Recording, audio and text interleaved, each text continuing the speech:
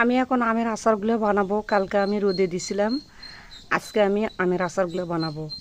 তোমরা বিভিন্ন ধরনের আচার বানাও, আমরাও বিভিন্ন ধরনের একক দিকে একক নিয়ম বানান। আমি যে নিয়মে বানাবো সহজ বানান। এই যে আমগুলো আমি ঢালে নিচ্ছি। এই যে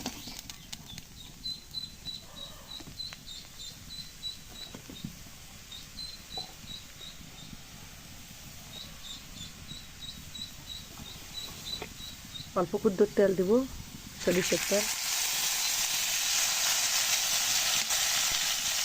বেশি তেল দিব না, পরে আমি রান্না করে তারপরে তেল দেবো।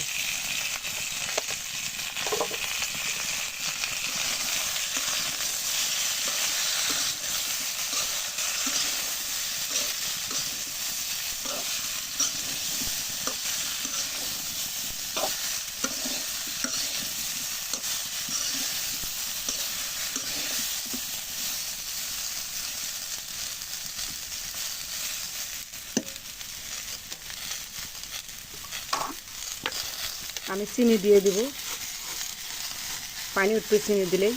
এই যে দিচ্ছি আমি চিনি,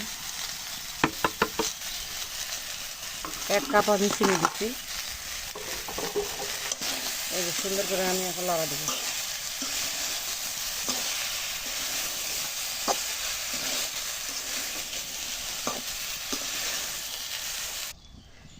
দেখছেন কতগুলো পানি উঠছে।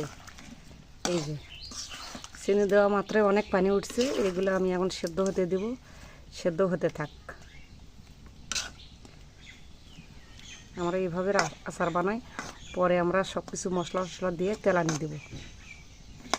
ওটা ভালো হয় ওই আচার, আর একবারে তেলানি দিলে ওটা মজা হয় না।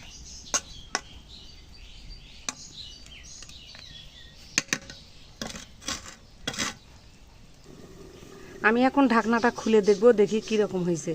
আমি ঢাকনাতে ঢেকে রাখছি সেদ্ধ হওয়ার জন্য।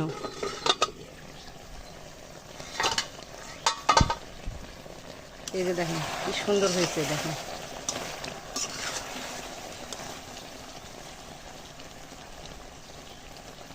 সেদ্ধ হয়ে গেছে, চিনিগুলো জাল হয়ে লাল হয়ে গেছে। এই যে দেখেন কি সুন্দর হয়েছে।